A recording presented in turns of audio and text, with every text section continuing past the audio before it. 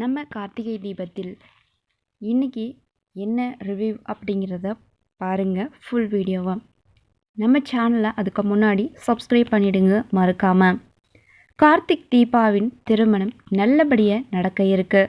இந்த நிலையில் கார்த்திக் தீபா வீட்டுக்கு வரும் ரம்யாவால் வீட்டில் என்னென்ன குழப்பங்கள் வரப்போகுது என்று ரம்யா கார்த்திக் தீபாவுடைய திருமணத்தில் என்னென்ன குழப்பங்கள் எல்லாம் செய்ய போகிறாங்க அப்படின்னு யோசிச்சுட்டு இருக்கும் மீனாட்சி மைதிலி.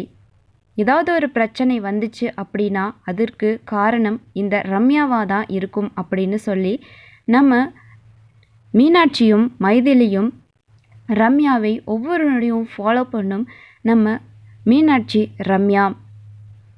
வீட்டிற்கு ஐயர் வர கார்த்திக் தீபாவை மணமேடையில் உட்கார சொல்கிறாங்க. ஸோ நல்லபடியாக போயிட்டுருக்கு. ஆனாலும் அந்த இடத்துல திடீரென தாலியை காணாமல் போயிடுது. ஸோ அப்போது தீபா அந்த பூஜை பண்ணுற இடத்துக்கு தாலியை எடுத்துகிட்டு வரலைன்னு சொல்கிறாங்க தீபா. உடனே மீனாட்சியை தன்னுடைய ரூமுக்கு போயிட்டு கபோர்டில் இருக்க தாலி எடுத்துகிட்டு வாங்கன்னு சொல்கிறாங்க. மீனாட்சியும் கபோர்டில் போய் தேடுறாங்க. பட் அங்கே தாலி இல்லவே இல்லை.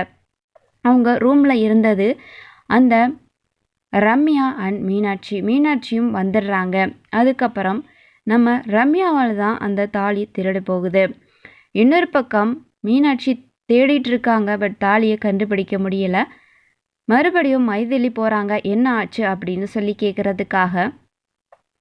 தாலியை காணோம் அப்படின்னு சொல்கிறாங்க. என்ன சொல்கிற, தாலியை காணுமா அப்படிங்கிறாங்க.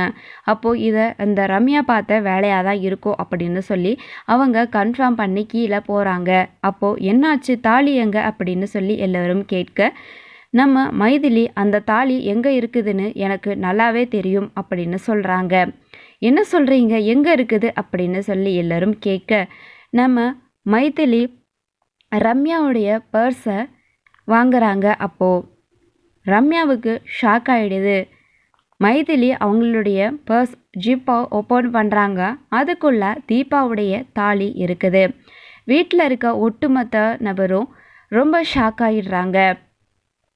ஷாக் ஆகி நின்றுட்டு இருக்கப்போ நம்ம மைதிலி அவங்களுடைய பர்ஸில் தான் தாலி இருக்குன்னு கன்ஃபார்ம் பண்ணி அந்த தாலியை எல்லோரும் முன்னாடியும் எடுத்து காட்டுறாங்க.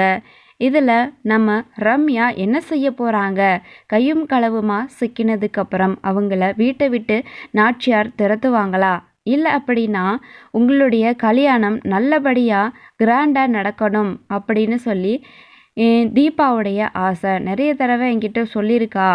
அந்த மாதிரி நடக்கணுன்ட்டு நீங்கள் இப்படி ஒரு கல்யாணம் பண்ணுறது அவள் மனசுக்கு திருப்தி இல்லைன்னு சொல்லி நீங்கள் இந்த கல்யாணத்தை இன்விடேஷன் அடித்து ரொம்ப பெருசாக பண்ணணும் அப்படின்றது தான் தீபாவுடைய ஆசை. அதனால தான் நான் இந்த தாலியை நான் இப்போ எடுத்து வச்சேன். கண்டிப்பாக இதுக்கான காரணத்தை எல்லோரும் கேட்பீங்க இல்லையா, அப்போவாது உங்கள் எல்லாருக்கும் தெரியணும் அப்படின்றதுக்காக தான் நான் இப்படியெல்லாம் பண்ணிட்டேன் அப்படின்னு சொல்லி ரம்யா அந்த இடத்துலேருந்து தப்பிக்க பார்ப்பாங்களா அப்படிங்கிறத நம்ம பொறுத்திருந்து பார்க்கலாங்க.